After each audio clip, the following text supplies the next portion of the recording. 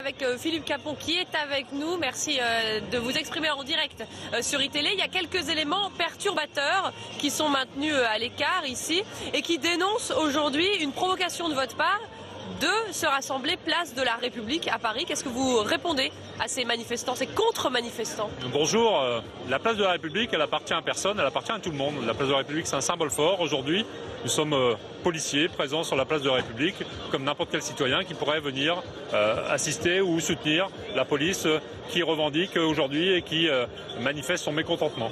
Alors contre quoi justement? Qu'est-ce que vous êtes venu dire? Contre les violences à l'encontre des policiers. On en a marre d'être pris pour cible.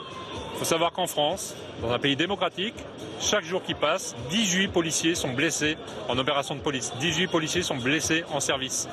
Plus de 10 000 policiers et membres des forces de l'ordre sont blessés chaque année en faisant leur métier. Ces derniers mois, ces dernières semaines, les manifestations hyper violentes à l'encontre des forces de l'ordre, avec des casseurs qui viennent uniquement là et qui sont là uniquement pour casser des policiers, nous exaspèrent. C'est pour cette raison qu'aujourd'hui, on a décidé de se rassembler pour dire notre ras-le-bol. Vous avez entendu les mots du ministre de l'Intérieur, Bernard Cazeneuve, qui vous apporte son soutien, notamment des mesures pour repousser les casseurs. Vous vous sentez-vous soutenu? On se sent soutenu, bien sûr. Le ministre et les autorités nous soutiennent. Mais il faut que des mesures claires puissent être prises. Les annonces du ministre de l'Intérieur, elles sont les bienvenues. Mais il va falloir qu'elles se mettent en place rapidement. Des casseurs identifiés ne doivent plus pouvoir participer aux manifestations. C'est des mesures qui sont prises dans les pays européens démocratiques. Et nous, en France, ça n'existe pas.